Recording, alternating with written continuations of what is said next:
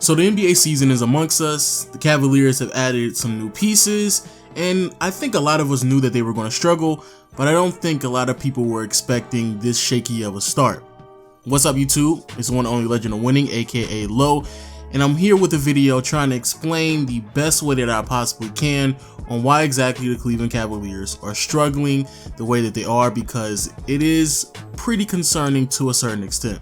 So far in the NBA season, we are 8 games in, and the Cleveland Cavaliers have started off with a record of 3-5. Now, if they were losing to certain teams such as the Oklahoma City Thunder, the Golden State Warriors, or the Houston Rockets, then maybe we can brush a couple of these things underneath the rug.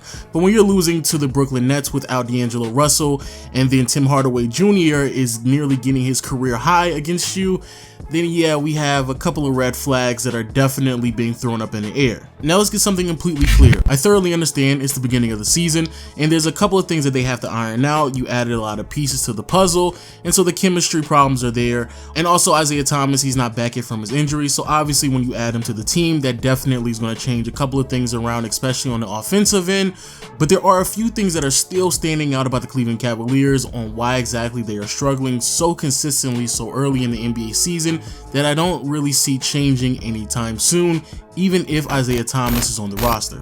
So first, let's talk about the offense. Offensively, the Cleveland Cavaliers are scoring 105 points per game, and their offensive rating is 106, which according to Basketball Reference is 16th in the NBA. Now, the reason why this is such a huge concern is because normally the teams that LeBron leads are teams that are at an elite level status on the offensive end. Now again, don't get me wrong, Isaiah Thomas is not there, and so I understand that. And also some of the turnovers that they have accrued over the past couple of games have definitely brought down their offensive rating. And again, some of that just has to do with them ironing out the chemistry problems.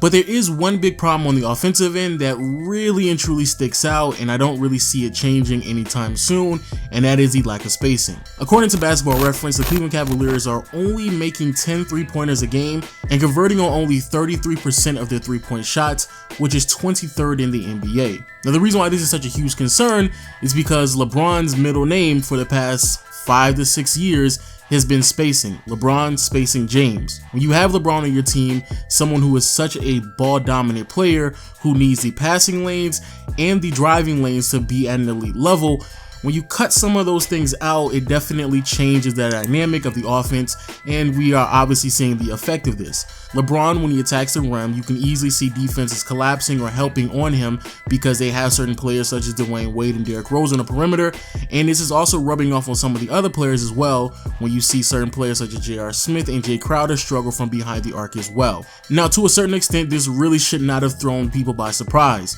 When you have both D. Wade and Derrick Rose in the starting backcourt with one another, yeah, that's really not going to help out whatsoever, which is a huge reason why D. Wade went to the bench. But the thing that's even more concerning with this team when it comes to spacing is due to the fact that Isaiah Thomas is not due back to the team until the early part of January, and I've heard reports that he may be out even longer than that. I don't necessarily know how long it's going to take for them to actually find the perfect balance of playmaking with 2 poor 3-point shooters in the backcourt with one another. And you also have to be concerned about the other teammates as well. I know a lot of people are going to point out, despite the fact that Derrick Rose is not a good 3-point shooter, he's still converting on over 50% of his shots, and he's a 15-point scorer, which is great on an individual basis, but we're in 2017 and it's very obvious that 3-point shooting is extremely important in today's NBA. And so when you're asking Derrick Rose, or any player for that matter, to shoot at an elite level on the perimeter, it's not for their own benefit, but also for the teams as well. And so when you have a team that's so heavily dependent on their offensive productivity, you really have to start and question how many different lineups are they going to have to run to figure out what exactly is the perfect fit for the roster, especially when it comes to down the stretch moments when they're trying to close out games. And I know for the people out there who want to point out the fact that Isaiah Thomas is not on the team, and I may be jumping to conclusions, but again, Isaiah Thomas, he's more likely going to be out for nearly half of the season. And even if Isaiah Thomas does come back, there still are some other concerns that could arise with the organization. You have players such as Isaiah Thomas, Derrick Rose, and D. Wade, and they are ball-dominant guards on a team with a ball-dominant player in LeBron James. Trying to figure out that dynamic amongst themselves along with the rest of the roster could possibly lead to another bumpy road once Isaiah Thomas is added to the team. Because despite the fact that they added so many playmakers, the Cavaliers are still towards the bottom when it comes to passes made, according to NBA.com stats. And if you are a loyal subscriber, you already know I brought up this problem last year. So even if you want to be optimistic about Isaiah Thomas making his return to the NBA and joining the Cleveland Cavaliers towards the middle of the season, and obviously he's going to space out the floor for them, and so that's a huge plus, we still don't necessarily know if he's going to be the greatest fit because he's another ball-dominant guard on a team that really doesn't pass the ball that much at all, so who knows how that's going to affect the unit moving forward. And speaking of the addition of Isaiah Thomas, that is a great transition to the terrible defense that they are playing on a night-to-night basis. Because yes, Isaiah Thomas, he will definitely provide better scoring options, better spacing of the floor, and he will be much more efficient regardless if it's from the field, from the free throw line, or behind the arc than both D-Wade and Derrick Rose.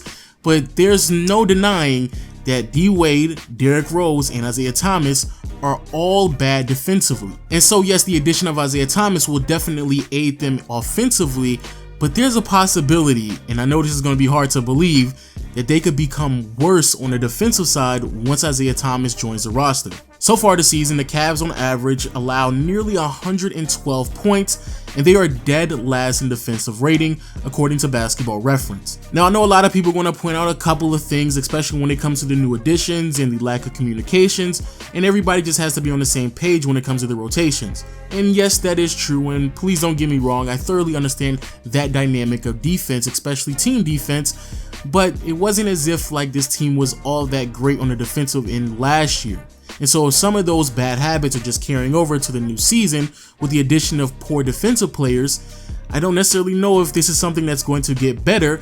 And again, when you add a player such as Isaiah Thomas, who's a defensive liability, there's a possibility that it could get worse. Now the reason why I point this out is because when you actually take the time out to look at the opposing team and who is leading that team in scoring, there is a reoccurring theme.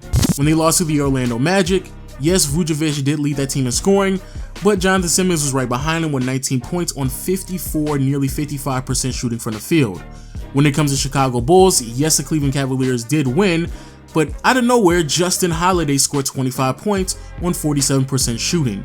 Then when it comes to the Brooklyn Nets, miraculously they were able to pull out a win even without D'Angelo Russell on the team, and that was mainly due to the scoring performance of Spencer Dinwiddie, 22 points on 54% shooting from the field. When it comes to the New Orleans Pelicans, yes, Anthony Davis and DeMarcus Cousins, they had a phenomenal game, but let's not overlook the scoring performance of Etuan Moore, 24 points on 77% shooting from the field, and Jrue Holiday, 29 points with 70% shooting from the field. Then you go to the New York Knicks, Tim Hardaway with 34 points, 57, nearly 58% from the field. And then finally, their last game against the Indiana Pacers, you have Darren Collinson, 9 for 10 from the field on 25 points, and then Victor Oladipo, a 23-point performance, shooting 45% from the field.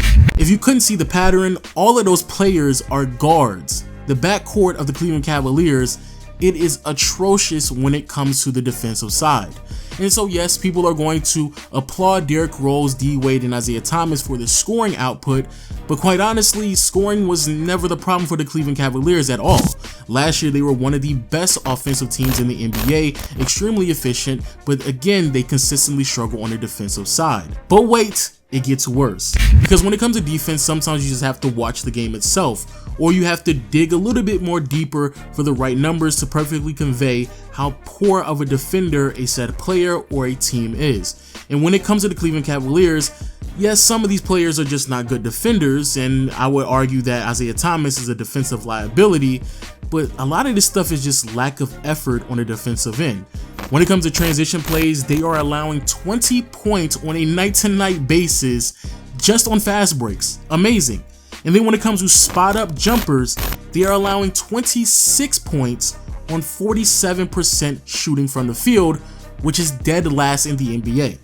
We're talking about a team that just isn't closing out and running back on transition accordingly.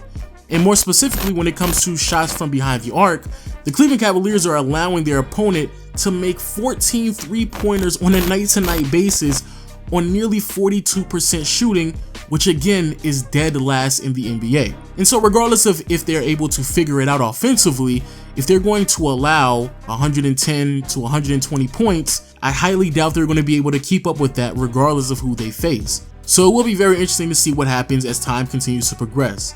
This is an extremely old team that just doesn't play defense whatsoever, and until they get Isaiah Thomas, they will have a hard time spacing the floor, which has been a very key instrument to providing the perfect offense around LeBron over the past 6 to 7 years of his career. But hey, that's just my thoughts on it. Even though yes, I'm being a little bit pessimistic, I still believe that the Cavaliers are the best team in the Eastern Conference, and for the most part, even though yes, they will struggle over the next couple of months, they can still skate by because they're in a weak East and Gordon Hayward is now out for the rest of the season. But those are my thoughts on it. Please let me know what you think about the Cavaliers in the comment section below. Hit the subscribe button, thumbs up, and I'll see you in the next video. Peace.